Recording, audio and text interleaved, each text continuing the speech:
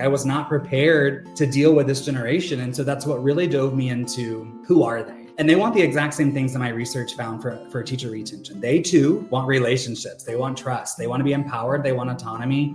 They want recognition. They want clear and transparent communication. Welcome back, everyone. Today's guest is someone who truly embodies the power of positivity, connection, and motivation in education. Dr. Culver has dedicated over a decade to serving schools as a teacher, secondary principal, and cabinet-level administrator. And now, as a consultant and professor, he's helping shape the future of education.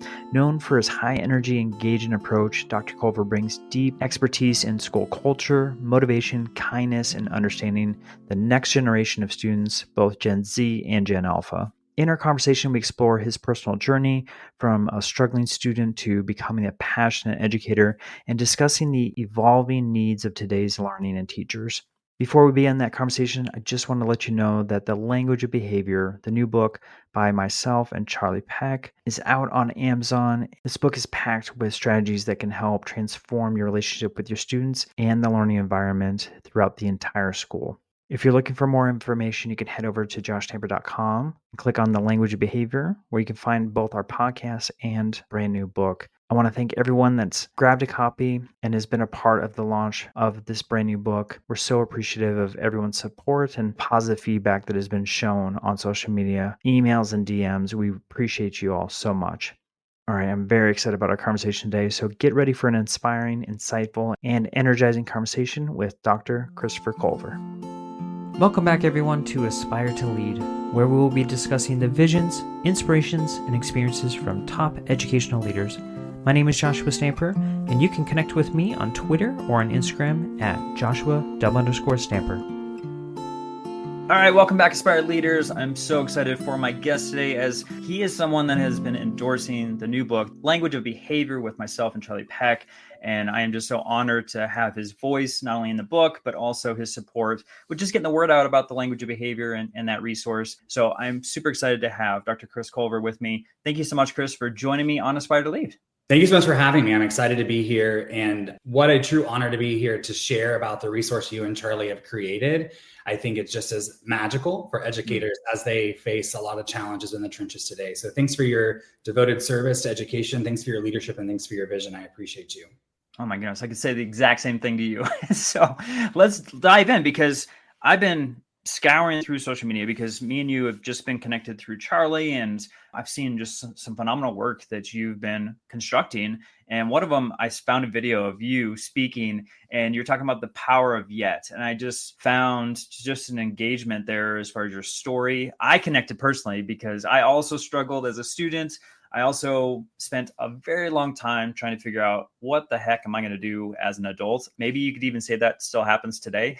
When I grow up, I'll be this. But for you, can you just share a little bit about your educational journey, how you kind of got into education, but then also on the back end, you've done so many different things in education in regards to leadership and then consulting. I would just love to hear that story and share that with my listeners. Sure. I appreciate you asking. So I come from a divorced family like a lot of students today. My mom and my dad separated when I was 6. My dad stayed in Fayetteville, North Carolina. My mom moved to Tulsa, Oklahoma. And so during the week, I was raised in Tulsa. And on the weekends, I was raised on a 300-acre farm in Wyandotte, Oklahoma. And so as humans, we're naturally wired to want to belong. We want to fit in. We want to know that we matter. We want to know that we belong to respective spaces, and we're seen, heard, valued for who we are. I didn't realize the transient childhood would play an impact on me as it did until I was an adult going through child psychology, child human development.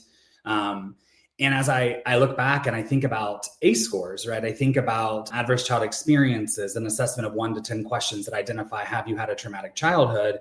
I have a score of a 9 out of 10. And I don't hold that against my parents in the sense of they did the best they could with what they had.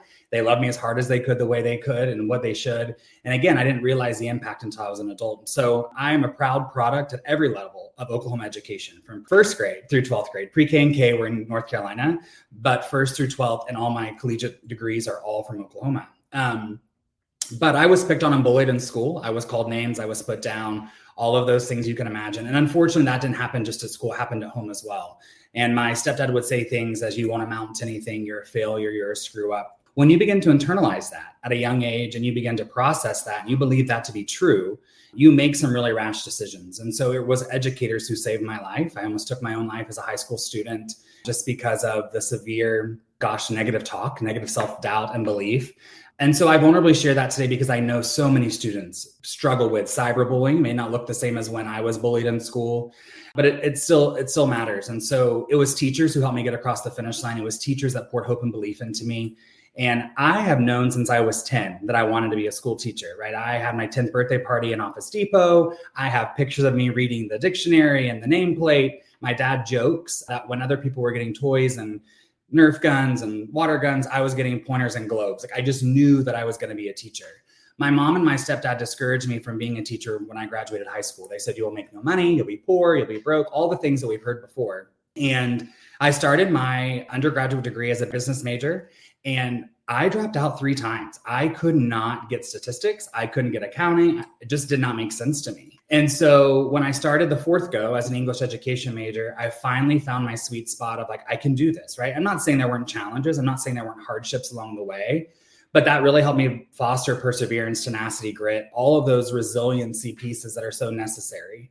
I share that because when I got my doctorate in 2023, I graduated with my EDD. When my dissertation chair asked me, are you going to do a qualitative study or a quantitative study? I wanted to prove to myself that I could do statistics. And so I did a quantitative study and successfully defended that. So that's my story of the power of yet. Maybe I couldn't have done it when I was 18 and 19 at the collegiate level coming out of high school because of self-doubt and fear and imposter syndrome and all the other pieces that go there.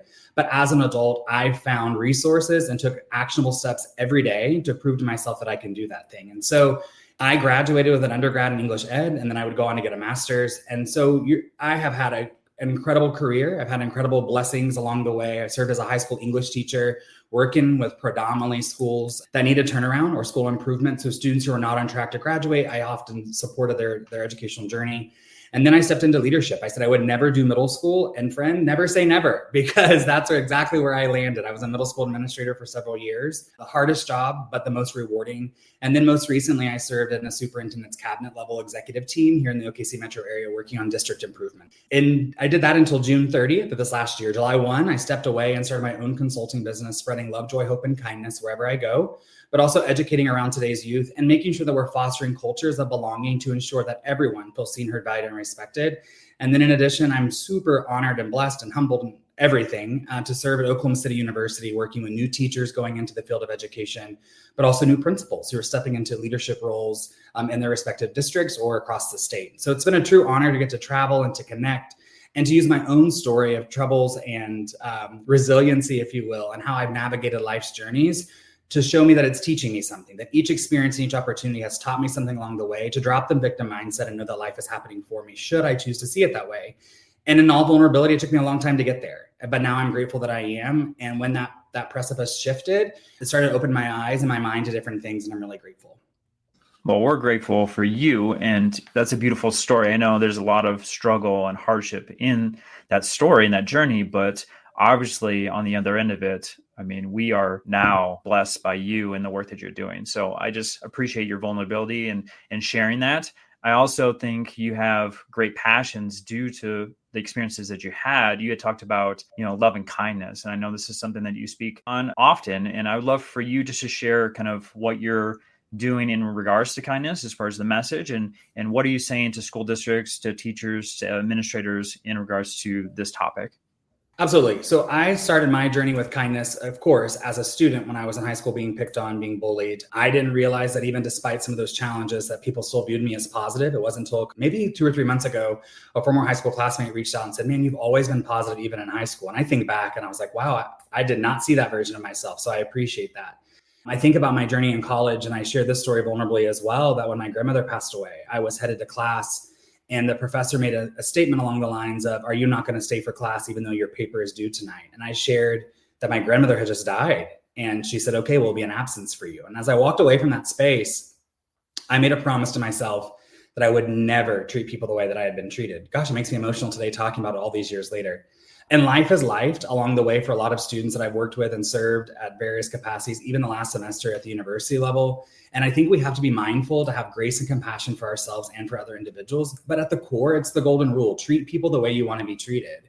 And so there's real science around kindness. When you are kind to somebody else, they're 75% more likely to be kind to other people. It fosters belonging at 80%. It reduces stress and anxiety, increases motivation. And so it's not just a feel-good topic. I think it takes real courage and strength to be kind, to show somebody else that I'm here to help you in times of distress and hardships, but it also leads to higher levels of empathy. And we know as a nation that's on a decline. And so how can we be compassionate for our neighbor, love thy neighbor, treat people the way we want to be treated, and have a positive intent, ask questions, and assume that everything is happening the way it's supposed to, rather than being a victim or having a negative mindset. And I think that goes back to our students too. We don't recognize the challenges, right? Some of the things that they face that are beyond our wildest dreams or imagination, that they're trying to navigate with teenage minds or younger minds and bodies that they don't rationalize. And so really trying to help educators, trying to help leaders and organizations, not just schools, but nonprofits and businesses and universities, the profound impact of kindness and treating people the way you want to be treated, to not only motivate individuals, but also retain them. As we know that teacher retention, or education retention, if you will, is a national crisis. And so it's been my way to live by the motto that if you can't find the light, be the light, but also to further echo what I shared when I was a young child, of I would never treat people this way, and giving people strategies and insights as to how it's transformed my life and what they can do in their respective spaces to do the same for students, colleagues, teammates, or others with whom they serve. There's so much to unpack there, Chris, with that answer. I love it so much. I know your dissertation was on these higher umbrella concepts, these topics of school culture, motivation, retention. And as you said, I mean, nationally, there's a crisis going on right now as people are leaving the profession at record rates, and the folks coming in are a much smaller group. And so for this piece, I know you talked about kindness, but will you just speak on, for our leaders that are listening, if they're having trouble with retention or even just motivation in general, what are some things that they can do, tactics, strategies to help their staff through this difficult time? Absolutely. I appreciate that. I think oftentimes we go to that money is the answer, right? And I can actually share that was not a finding in my dissertation research working with inner city middle schools in the OKC metro area. What it came down to was individuals wanted relationships, trust. They wanted to be empowered, have autonomy, and they wanted recognition. What was another through line was clear and transparent communication, right? And I think oftentimes we get inundated with mandates and resources that can be overwhelming. But at the end of the day, it's people above everything else that are going to make your organization to continue to thrive and move your school forward. That's your students, that's your parents, that's your stakeholders, that's your teachers, right? And so I worked with a campus leader who, I don't know how else to say besides she was like a mix of the devil and Hitler together, which is a really tough combination. And I will, to be honest, that's where I hit lowest of the low. I had to call the employee assistance helpline, go to therapy, had to do the work myself because of the culture. And we lost 50 teachers in a year. And the response was, we have a teacher problem. No, we didn't have a teacher problem. We had a leadership problem. And I was waving the white flag from the building to central office. And I felt like there was no hope. I felt like there was no faith. There was nothing. No one was paying attention. And it took 3 years for the individual finally to be shifted out of the position, which is way too long and detrimental to students and staff. And I share that because when we think about our organization, if we have a mindset of relationship building as compliance-based measures, which is what this individual believed to be true, and we know that's not true. You have to be intentional with individuals to get to know people on a personal level, ask questions, get to know them outside of their content and your building, but let them know that you trust them and they can trust you, right? Walk that walk, be visible, be present, do what you say you're going to do, hold people accountable, have high expectations. And I know that sounds like a lot of cliche jargon, but really, that is the foundation for creating a positive school culture or a positive organizational culture where people know they matter, they're seen, they're heard, they're valued, and they're respected for who they are, and that we are all collectively one team moving this space forward. And it's our responsibility as leaders to see it that way. You're right. Sometimes these terms are used so much that it goes in one ear and out the other, but truly this is what works and what people need. And instead of just having your eyes glaze over, focus on what is it that we can implement with these, I guess, buzzwords, but these words that are being used, they're being used so much for a reason. It's not because people are just trying to use it as a fad or something that's going to help one day and not the other. No, we're human beings, and these are all proven strategies that obviously are going to help your culture, your motivation, and obviously make people happy to retain them for a long period of time.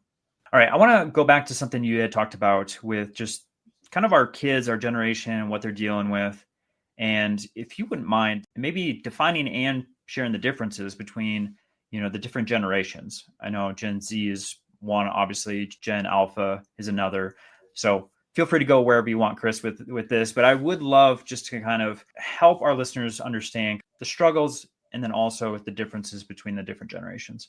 Absolutely. So Gen Z and Gen Alpha are the current generations that we're serving within schools. This school year, 24-25, Gen Z are about 7th grade to 12th grade, and our Gen Alpha are pre-K through 6th.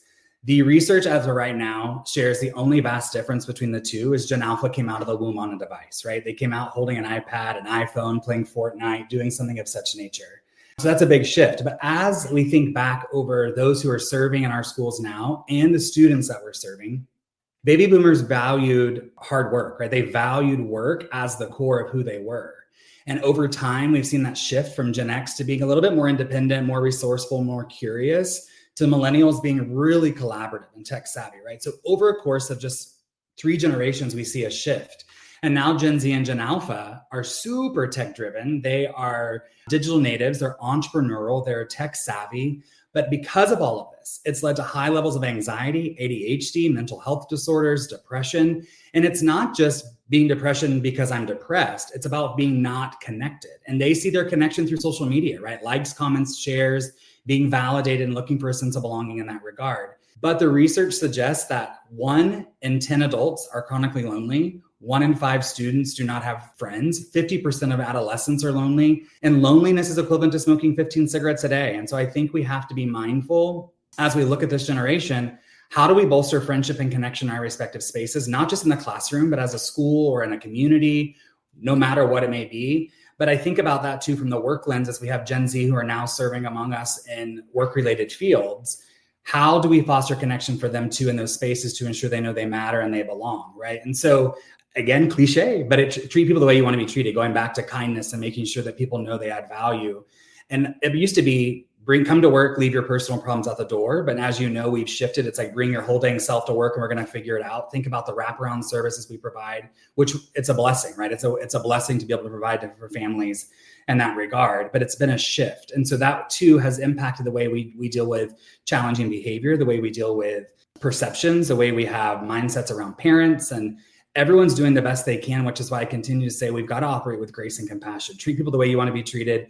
Give yourself grace and compassion because there's been a shift in understanding this clientele. And I'll be vulnerable. When I showed up in the classroom in 2023 to teach college undergraduate students, I brought my tool belt from many years ago. And I will tell you, the wheels fell off the bus. Like I was not prepared to deal with this generation. And so that's what really dove me into who are they? And they want the exact same things that my research found for teacher retention. They too want relationships. They want trust. They want to be empowered. They want autonomy. They want recognition. They want clear and transparent communication. And I say it jokingly. I've always appreciated the kings and queens of kingdoms in these classrooms for all these years, but we have to shift now. The students want to know that they are a part of this. Respect is a two-way street. In order for them to respect you, you must respect them. It should be collaborative in nature. And we've got to move away from worksheets and set and get kids really involved because they are visually and kinesthetically learners who need to engage with content at high levels. And so it's our responsibility as adults to create that experience for them, but also be the dealers of hope and belief. We have to be the ones pouring incentives in them, making sure that they know that we see them and using failure as an opportunity to grow, but not as a victim mentality or I'm not good enough, and getting rid of the shame, but navigating our emotions to foster that perseverance, that resiliency, that grit, that tenacity that we know is going to be necessary post-graduation or post whatever grade they're in today. Yeah, it's so important. Chris, I want to transition to just the many resources that you provide. And obviously, if anyone's listening, I want you to connect with Chris. I've been putting up his website, and we're going to talk about more ways for you to connect. But you also have Orange Sparrow Consulting. You've got a podcast and a blog. So let's start with the podcast. This is a brand new project for you. Keep Being You podcast. So will you just share a little bit about what people can find when they go to this podcast? Absolutely. So we're talking about kindness, empathy, enthusiasm, and purpose. I believe that each person in this world is here for a reason. And each person should be exactly who they are because this world is a better place with them and because of who they are. And so on the podcast, we talk about kindness. We talk about ways in which people can have energy, be empathetic, be enthusiastic, talk about their life purpose, but talk about struggles as well that got them to where they are. And so in one of the episodes, I vulnerably talk about the story that I shared with you, working with that leader in the district, not answering the calls of crying for help But it led me to my purpose, led me to my calling of understanding the profound impact of kindness, but also enthusiasm, and just really understanding individuals for who they are at that level. And so I'm excited for this new project. It is a work in progress, but it's been exciting to talk to individuals and to talk about you as a power to this world.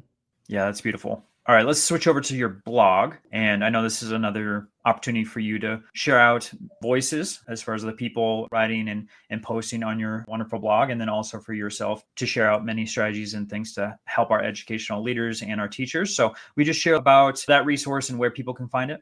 So the blog started in July of this year. It's called The Kind Voice. I believe that if we can't find the light, be the light. I've shared that. Yep. And so this is a way for us to combat and negate any of the negative rhetoric that's out there around education. I was talking to a superintendent yesterday, and I was thanking her for her leadership and saying, hey, thanks so much for being an educational leader in today's times. And she said, I appreciate that. But more than that, it's hard to be an educator, period, right now. And I think that is a true statement. And so I've held on to that. And that's the purpose of the blog, to highlight the great things that are happening around the world in regards to education through the lens of kindness, or through the lens of empathy, or through the lens of compassion, or making sure that we understand we're all going through life, and life is lifing at higher levels than ever before. And so how do we operate with that kindness and that compassion? So it can be found on my website, orangesparrow.com/The Kind Voice. There are tons of articles and research and guest writers and authors. It's been beautiful to be a part of, and it's beautiful to create. And I'm grateful for the charge, if you will, or the push from the universe to make it happen. And it's just been great to connect with individuals and to hear their stories and their resources and ways kindness has transformed their community or their own leadership or teaching journey. And so I encourage anyone to dive into The Kind Voice, to know that there are great things happening with teachers and educators nationwide and globally. And it's our responsibility to celebrate and elevate that. Yeah, just go on social media. You're going to see so many misperceptions about just education in general from a whole host of folks. And so I try not to get too upset about that when I see it. But I do love that you're amplifying other voices and providing the opportunity for folks to truly show what's going on in schools and in classrooms. And man, there's so many great, phenomenal things that are occurring. And I just love that folks can, see that within your blog. So let's talk about the consulting, because like you said, you've built Orange Sparrow Consulting. I know you support a lot of folks. So what are some services that you provide that, our listeners can tap into? Yeah. So of course, do full day, half day workshops, working with teachers to understand today's generation, parallel with kindness, but also giving them instructional strategies that reach today's learners for that visual kinesthetic engagement piece. Do leadership training around school culture and climate, making sure that we're creating spaces where we can recruit and retain the best. Do keynote speaking. But then in the last 6 months, I've launched what I'm calling the kindness assemblies, where I'm working with students in schools to stop bullying, to prevent measures, to let individuals know that they are exactly who they're meant to be. And we love them in our school community for that. And Joshua, I do it through my vulnerable story of being picked on and bullied as a kid, right? At home, at school, and what that looks like. Because what I found is so many students, pre-K through 12, can relate with those experiences, even though they may not be able to vocalize it. By the show of hands, they're navigating similar situations. And so it's been a real joy to travel, to work with schools and districts and nonprofits and businesses in regards to understanding today's youth, culture, climate, motivation, kindness, but in addition, making sure kids know that it's about them as well and creating that space of those kindness assemblies. And so if those don't always match up to what the organization's looking for, we customize and meet the needs of what they may need based on resiliency or mindset, motivation, any of those things that matter, because it's foundational and critical for organizations to move forward. If people do not feel like they belong, they don't feel like they matter, they're checked out, the motivation's not there. And at the end of the day, it impacts students, organizations, or whatever it may be. And so really making sure we're fostering that belonging at the core. Yeah, it's so important. All right, so let's talk about actionable items. Obviously, it's wonderful that the listeners are tapping into your insights and wisdom today. For our beginning or maybe current leaders, if there's something they can do today or next week to enhance their leadership journey, what would you advise them to do? Well, first and foremost, I would say actively listen, right? Make sure you're listening to those constituents that are boots on the ground. But more than that, making sure you reflect, make sure you're journaling, you're identifying situations that maybe you were emotionally charged and understanding why you got emotionally charged in that situation. Where does it stem back? How can you have grace and compassion for yourself and for other individuals, and get outside and move your body?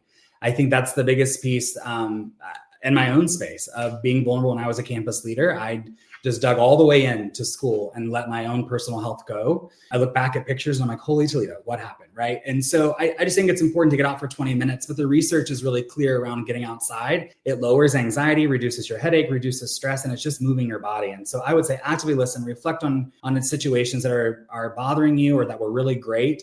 get outside and move, but also treat people the way you'd want to be treated. If you wouldn't want it done to you, you wouldn't want it done to your wife or your spouse or your husband, whatever it may be, or your children or your grandchildren, then please don't do it to somebody else or to their own children. So it seems logical, but I think somewhere along the way, we've lost the golden rule of treat people the way you want to be treated. And so it's just my message of reiterating that really critical piece to be a leader. And I believe too, you don't need a title to lead, right? We all are leading in respective ways.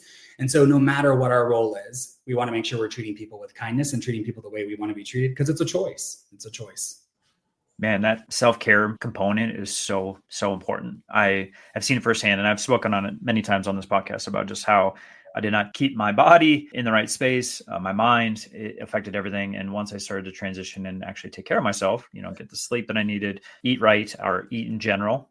Sometimes I wouldn't even eat. But then also like getting outside, it made a huge difference in my leadership role. And then because I felt better, then I was a better leader moving forward. So Chris, will you just share a little bit? Obviously, we talked about your website, your blog, your podcast, but if someone is listening and they want to just tap into social media, connect with you, how might they do that? Absolutely. All social media channels, TikTok, Instagram, LinkedIn, Facebook, YouTube, it's all at Dr. Chris Culver.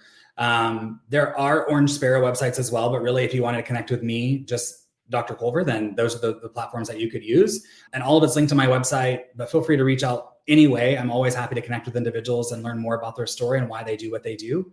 I think it takes all of us to make this world go around. So would love to connect any way that we can. Awesome. I will make sure that everything is in the show notes. So if you're looking to connect in any way, any form, not only will I have Chris's website for the consulting, but also, all of the social media links for you to make sure that you're following everything that Chris is doing.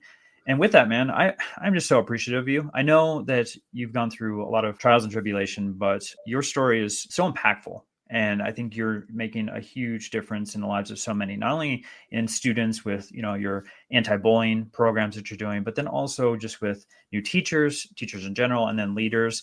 You're making a huge impact. And I'm just so grateful for you and the work that you're doing.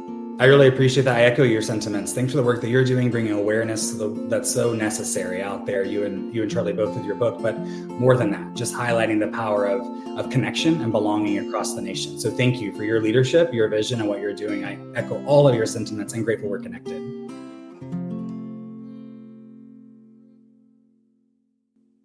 This podcast is a proud member of the Teach Better Podcast Network. Better today, better tomorrow, and the podcast to get you there. Explore more podcasts at www.teachbetterpodcastnetwork.com. We'll see you on the next episode.